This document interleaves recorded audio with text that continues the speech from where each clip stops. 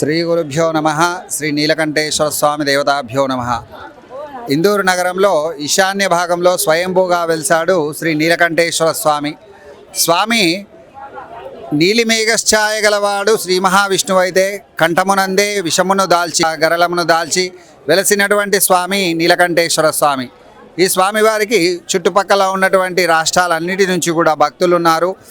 రథసప్తమి అప్పుడు కూడా చుట్టుపక్కల నుంచి భక్తులు వచ్చి 2 రోజులు ఇక్కడే ఉండి స్వామివారి దర్శనం చేసుకొని ఉత్సవాల్లో భాగంగా ఇక్కడ ఉండి వెళ్తూ ఉంటారు. అలాగే నేటి శివరాత్రి రోజు కూడా ఈరోజు వచ్చి భక్తులందరూ దర్శనం చేసుకొని రాత్రి జాగరణ దీక్షలు నిర్వహించి రేపు ఉదయం ఉపవాస దీక్షలు విరమించి మరీ వెళ్తూ ఉంటారు భక్తజనులు. సో ఈరోజు ప్రత్యేకంగా ఈరోజు జాగరణ చేయాలి, ఉపవాసం చేయాలని చెప్పి చాలామంది చెప్తా ఉంటారు. కాకపోతే నియమ నిబంధనలు అంటే ఎలాంటి ఫ్రూట్స్ తీసుకోవాలనే దానిపైన కూడా ఒక క్లారిటీ అనేది.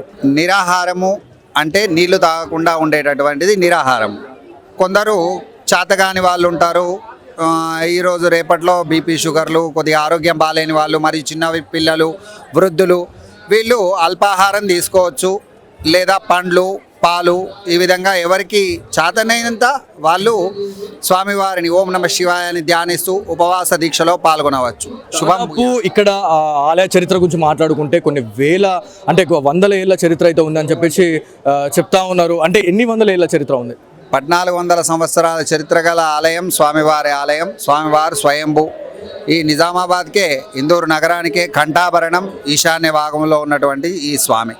శుభం భూయా. మొత్తానికి నీలకంఠేశ్వర ఆలయ చరిత్ర గురించి కూడా చాలా మంచిగా బ్రహ్మాండంగా వివరించడం అయితే జరిగింది. సో మహాశివరాత్రి పర్వదినాన్ని పురస్కరించుకొని జిల్లా నలుమూలల నుంచి, దాంతోపాటు రాష్ట్ర నలుమూలల నుంచి కూడా మహారాష్ట్ర కావచ్చు, తమిళనాడు, కర్ణాటక, సో ఆంధ్రప్రదేశ్ చుట్టుపక్కల జిల్లాల నుంచి కూడా చాలా పెద్ద మొత్తంలో ఈ నీలకంఠేశ్వరుని దర్శించుకునేందుకైతే చాలా పెద్ద మొత్తంలో భక్తులు అయితే వస్తున్నారు అని చెప్పి తెలుస్తా ఉంది. సో నెక్స్ట్ మనము గర్భగుడికి అయితే వెళ్దాం, నీలకంఠేశ్వరుని దర్శించుకునే ప్రయత్నం అయితే చేద్దాం. సో లోపల మీరు చూసుకోవచ్చు, దాదాపు ఇక్కడ క్రౌడ్ చూసుకుంటే ఒక 30 నుంచి 40 వేల మంది ఇక్కడ ఈ ఆలయ ప్రాంగణంలోనే ఉన్నట్టు మనకు తెలుసా ఉంది. దాదాపుగా స్వామివారిని దర్శించుకోవాలంటే 2 నుంచి 3 గంటలు ఖచ్చితంగా క్యూ లైన్లో నిలబడాల్సిందే. సో నిలబడిన తర్వాతనే మనము స్వామివారి దగ్గరికి మనం చేరుకునే పరిస్థితి అయితే ఉంటుందని చెప్పి చెప్తా ఉన్నారు. ఇదంతా కూడా మనకి ప్రత్యేక దర్శనం అండి. ప్రత్యేక దర్శనంలో కూడా వచ్చిన వాళ్ళు చూడండి ఎంత పెద్ద క్యూ లైన్ ఉన్నది. స్వామివారిని దర్శించుకునేందుకు చాలా మంది వస్తూ ఉన్నారు. శ్రీ గురుభ్యో నమః. శ్రీ నీలకంఠేశ్వర స్వామి దేవతాభ్యో నమః. ఇందూరు నగరంలో ఈశాన్య భాగంలో స్వయంభూగా వెలిసాడు శ్రీ నీలకంఠేశ్వర స్వామి.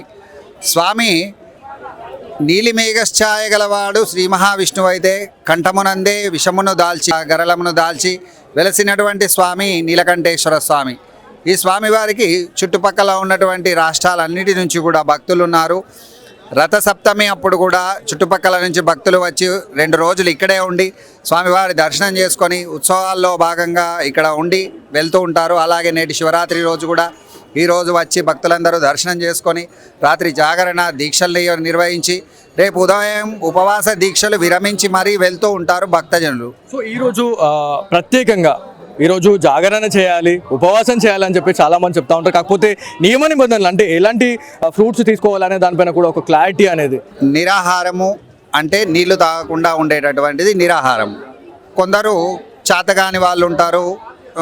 ఈరోజు రేపట్లో బీపీ షుగర్లు, కొద్దిగా ఆరోగ్యం బాగాలేని వాళ్ళు, మరియు చిన్న పిల్లలు, వృద్ధులు వీళ్ళు అల్పాహారం తీసుకోవచ్చు, లేదా పండ్లు, పాలు, ఈ విధంగా ఎవరికి చేతనైనంత వాళ్ళు స్వామివారిని ఓం నమ శివాయని ధ్యానిస్తూ ఉపవాస దీక్షలో పాల్గొనవచ్చు. శుభం.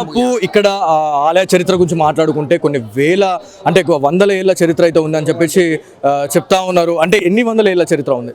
1400 సంవత్సరాల చరిత్ర గల ఆలయం స్వామివారి ఆలయం. స్వామివారు స్వయంభూ.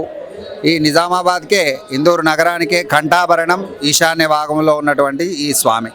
శుభం భూయా. మొత్తానికి నీలకంఠేశ్వర ఆలయ చరిత్ర గురించి కూడా చాలా మంచిగా బ్రహ్మాండంగా వివరించడం అయితే జరిగింది. సో మహాశివరాత్రి పర్వదినాన్ని పురస్కరించుకొని జిల్లా నలుమూలల నుంచి, దాంతోపాటు రాష్ట్ర నలుమూలల నుంచి కూడా మహారాష్ట్ర కావచ్చు, తమిళనాడు, కర్ణాటక, సో ఆంధ్రప్రదేశ్ చుట్టుపక్కల జిల్లాల నుంచి కూడా చాలా పెద్ద మొత్తంలో ఈ నీలకంఠేశ్వరుని దర్శించుకునేందుకైతే చాలా పెద్ద మొత్తంలో భక్తులు అయితే వస్తున్నారు అని చెప్పి తెలుస్తా ఉంది. సో నెక్స్ట్ మనము గర్భగుడికి అయితే వెళ్దాం, నీలకంఠేశ్వరుని దర్శించుకునే ప్రయత్నం అయితే చేద్దాం. సో లోపల మీరు చూసుకోవచ్చు దాదాపు ఇక్కడ క్రౌడ్ చూసుకుంటే ఒక 30 నుంచి 40 వేల మంది ఇక్కడ ఈ ఆలయ ప్రాంగణంలోనే ఉన్నట్టు మనకు తెలుసా ఉంది. దాదాపుగా స్వామివారిని దర్శించుకోవాలంటే 2 నుంచి 3 గంటలు ఖచ్చితంగా క్యూ లైన్లో నిలబడాల్సిందే. సో నిలబడిన తర్వాతనే మనము స్వామివారి దగ్గరికి మనం చేరుకునే పరిస్థితి అయితే ఉంటుందని చెప్తా ఉన్నారు. ఇదంతా కూడా మనకి ప్రత్యేక దర్శనం అండి. ప్రత్యేక దర్శనంలో కూడా వచ్చిన వాళ్ళు చూడండి ఎంత పెద్ద క్యూ లైన్ ఉన్నది. స్వామివారిని దర్శించుకునేందుకు చాలామంది వస్తూ ఉన్నారు.